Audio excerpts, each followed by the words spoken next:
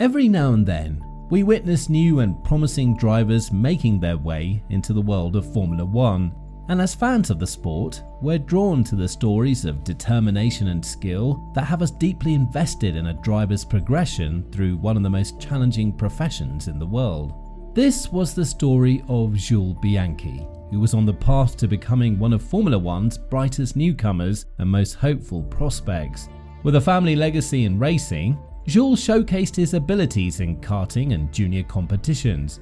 Felipe Massa once complimented Jules by stating that he was the best go-kart driver he'd ever seen in his life. Such praise is a statement to his talent, and it makes his story one of particular interest in the larger context of the sport. However, it ended tragically, and in this video we'll take a look at how those events on that fateful day unfolded, and more importantly, what did the sport learn from it? Jules Bianchi achieved notable success during his rise through the motorsport ranks, including winning the championship in the French Formula Renault Series in 2007 and claiming victory in the Formula 3 Euro Series Championship 2 years later in 2009. His talents were far from unnoticed, and in fact he was rumoured to be a substitute for the injured Felipe Massa after Massa's 2009 accident. Though rumours remained unconfirmed, Jules participated in a young driver's test for Ferrari in December of that year, alongside the top 3 drivers from the Italian Formula 3 Championship. Ferrari was so impressed with Jules that they signed him, becoming the first ever recruit to the Ferrari Driver Academy. He served as Ferrari's official test and reserve driver in 2011, was loaned to Force India in 2012, and took part in 9 free practice sessions. He also served as the team's official reserve driver, gaining regular experience with a Formula One car and becoming more familiar with the routines of a Formula One weekend. This experience was beneficial as a full-time seat in Formula One became more likely. In 2013, Jules secured that full-time role driving for Marussia, and despite being a backmarker team with a small budget, Jules proved his worth in Formula One. Although his first season ended 19th with no points, largely due to an uncompetitive car, he remained focused and committed. Marussia retained him for the 2014 season, during which he outperformed his 3 teammates in 8 out of 9 races.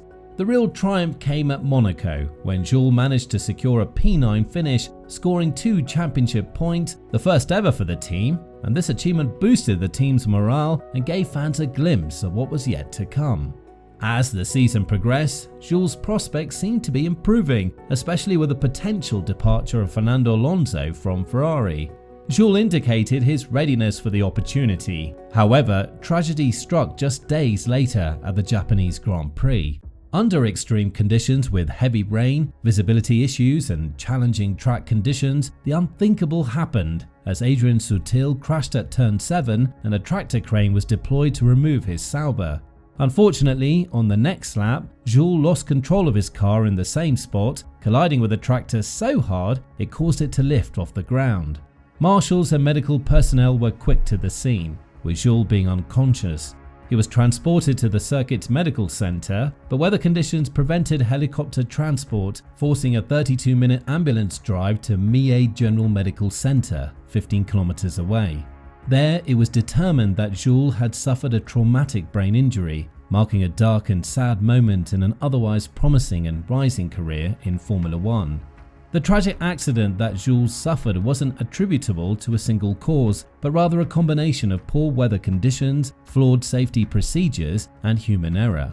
A video that circulated after the accident showed green flags being waved while a tractor was still on the track, removing Adrian Sutil's Sauber. A report by motorsport.com discussed that the marshal was following regulations at that time. The FIA launched an investigation, and a 10-man panel was assigned to investigate what happened, after which a 396-page report containing their findings was presented to the FIA World Motorsport Council. Key findings included the fact that water on the track played a major role in the car's losing control, and a unique design in Bianchi's brake-by-wire system was found incompatible with the fail-safe settings, inhibiting a proper response in that critical moment. The FIA concluded that it's fundamentally wrong to attempt to presume that an impact between a racing car and a large heavy vehicle could be survivable. So the focus should be on preventing the car from ever hitting the crane or placing marshals in danger.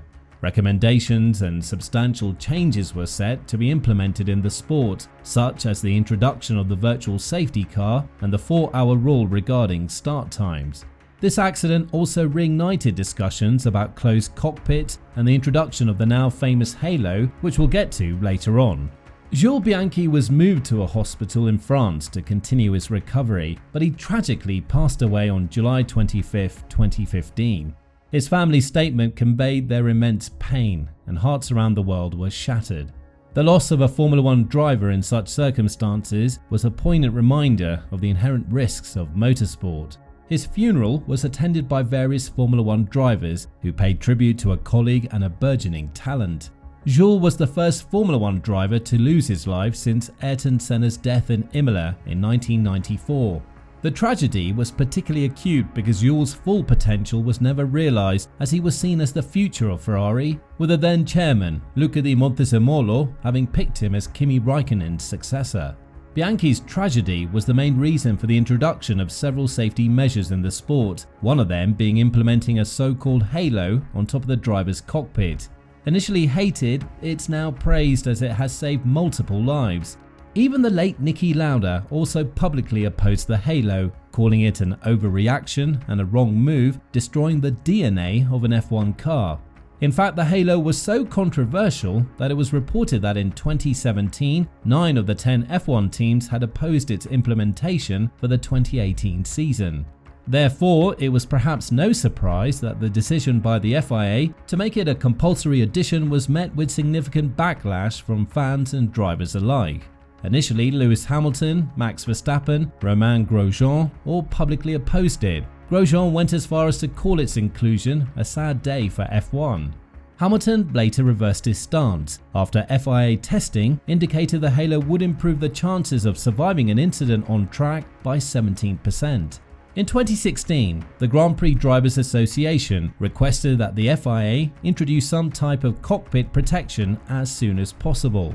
The FIA concluded that the halo was the best solution, backed by the empirical evidence indicating the halo increased the chance of a good outcome from an accident by 17%. Fast forward 4 years since its introduction, and the halo is almost universally hailed for saving the lives of Charles Leclerc in Belgium in 2019, Grosjean in Bahrain in 2020, Lewis Hamilton in Monza in 2021, and most recently the terrible crash of Zhou Guanyu in Silverstone in 2022. Zhou afterwards posted a picture on Twitter saying that the halo saved his life. There were significant concerns about the impact of the halo on the aesthetics of F1 cars and the popularity of the sport. Some also question its necessity given the improvements that had already been made to safety in F1.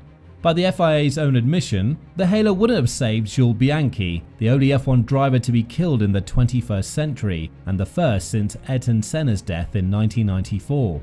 The legacy of Jules Bianchi, however, lives on, not only through substantial safety changes in the sport, but in the memories of fans and those who were close to him, like his godson Charles Leclerc.